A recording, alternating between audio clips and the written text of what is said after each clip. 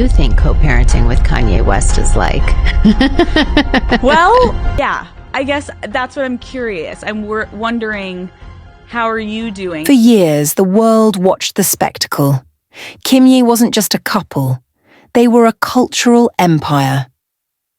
But behind the glitter and the Grammy appearances was a marriage crumbling under the weight of chaos.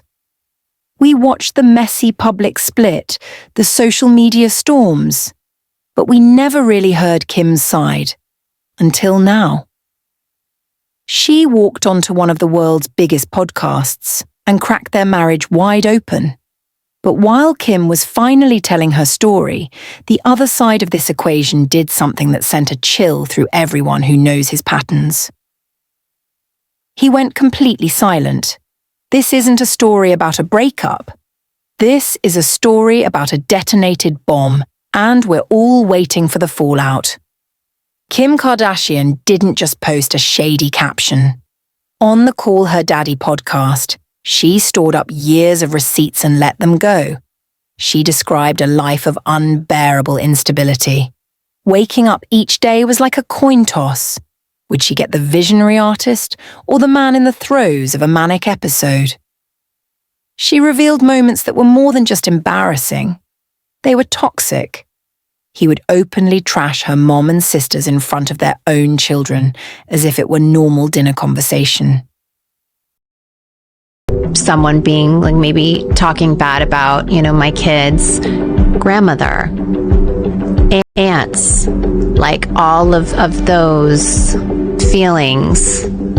If someone feels that way, then, we shouldn't be together. The chaos wasn't just verbal. She described coming home to find all 5 of their Lamborghinis just gone, given away to friends on a whim during one of these episodes. Would come home and we had 5 Lamborghinis, and I'd come home and they'd all be gone. She wrote out the manic tweets, the presidential campaign meltdown, the slavery was a choice fiasco. But she made it clear. She didn't file for divorce because she stopped loving him. She filed because she stopped feeling safe. Just not feeling safe, not even physically, just maybe emotionally or even, financially. When someone isn't willing to make changes that I think would be super healthy and beneficial, it makes it really hard to continue on in a relationship that can be toxic. The breaking point wasn't about fame or fights. It was about her kids. She realized her own mental health was slipping, and she couldn't be the mother they needed if she stayed in that environment. This wasn't an exit out of anger. It was an exit for survival. But the emotional divorce was only half the battle. The legal and financial settlement is where things get brutally cold. When they finalized the divorce in 2022, the child support number was so staggering, it shocked even celebrity divorce lawyers. $200,000 per month. Let that number sink in. That reflects the lifestyle their 4 children are accustomed to. The private schools, the 24/7 bodyguards, the private jets. And get this, there's no spousal support. This is purely for the kids. Reports indicate the settlement has a clause. If Kanye's income drastically changes, he can request a modification. But for now, for a man who has lost billions in brand deals and has publicly claimed to be broke, that number isn't just a bill. It's a monument to what he lost. For someone like Kanye, who built an empire on control, creativity, and confidence, this had to cut deeper than any public criticism. Insiders say this was one of the rare moments where he truly, viscerally, felt the cost of his actions. So how does a man like Kanye West react to this? Publicly, with silence. But privately, the reports tell a different story. He's been venting, furious at being painted as the villain. But in his attempts to control his own narrative, he sometimes makes it worse. In one interview, he dropped a bombshell that sent the internet into a spiral.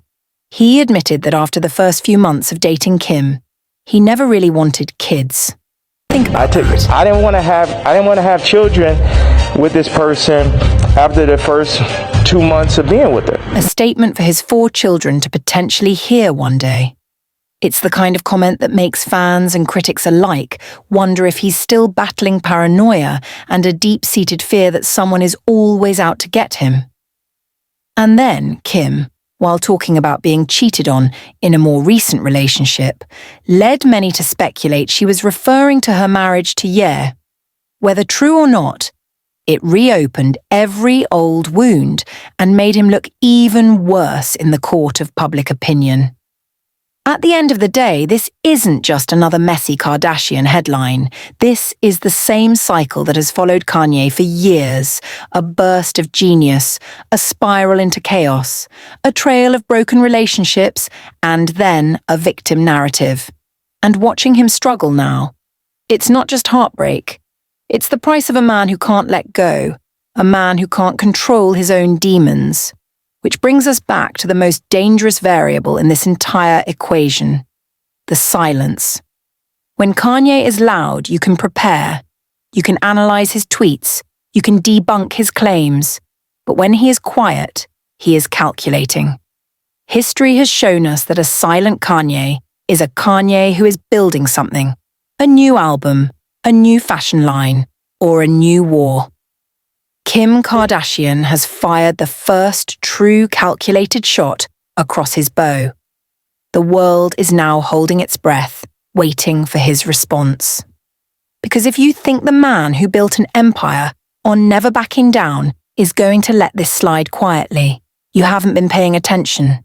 This is Celebrity Decoded. Stay tuned.